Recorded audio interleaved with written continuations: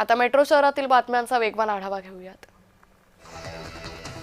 कल्याण पश्चिमेतील Birla college रोडवर कारला अचानक आग लागली। गाडीने पेट घेतल्याने परिसरात एकच खळबळ माजली। सुदैवाने चालकाने वेळीच उडी घेतल्याने मोठी जीवितहानी टळली। कल्याण डोंबिवली महानगरपालिकेतील आडिवली ढोकली प्रभागातील नगरसेवक कुणाल पाटील आणि सविता विलास भुईर यांनी अजितदादांना श्रद्धांजली अर्पण केली। यावेळी प्रभागातील नागरिकही उपस्थित होते। नवी मुंबईच्या महापे येथे लीलाधर नाईक कंपाऊंड या ठिकाणी आग लागली। शॉर्ट सर्किटमुळे आग लागल्याची माहिती आहे। लाकडाची वखार आणि पुठ्ठा गोदामालाही आग लागली। गोंदिया जिल्ह्यातील देवरी शहरात सकल हिंदू समाजाच्या वतीने भव्य रॅलीचे आयोजन करण्यात आले होते। या रॅलीला शहरातील नागरिकांचा प्रतिसाद मिळाला।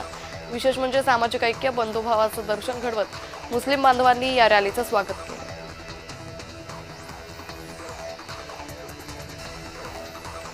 ऑपरेशन सिंदूर नंतर झालेला अर्थसंकल्प हा बदलता वेगळा अर्थसंकल्प आहे।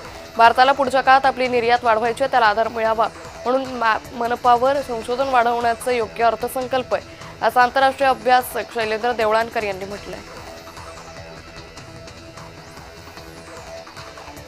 उद्योगपती गौतम अदानी यांनी शरद पवारांची भेट घेतली। गौतम अदानी यांनी मुंबईतल्या सिल्वर ओक या पवारांच्या निवासस्थानी जात पवारांचं सांत्वन केलं।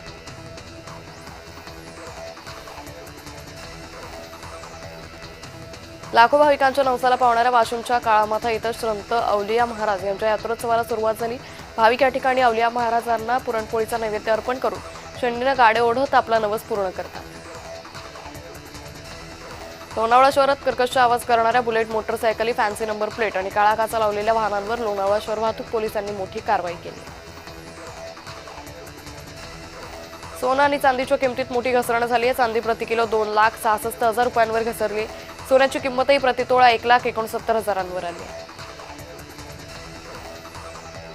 भिवंडीत कुत्रा चावल्याने 12 वर्षीय मुलाचा मृत्यू झाला। उपचाराअभावी मुलाचा मृत्यू झाल्याचा आरोप नातेवाईकांनी केलाय। सपा आमदार रईस शेख यांनी भिवंडी महापालिका आरोग्य विभागाच्या कार्यप्रणालीवर प्रश्न उपस्थित केला।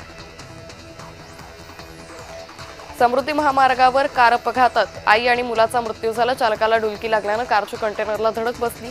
यात आईचा जागीच मृत्यू झालाय। जखमी मुलाचा रुग्णालयात नेत असताना मृत्यू झाला।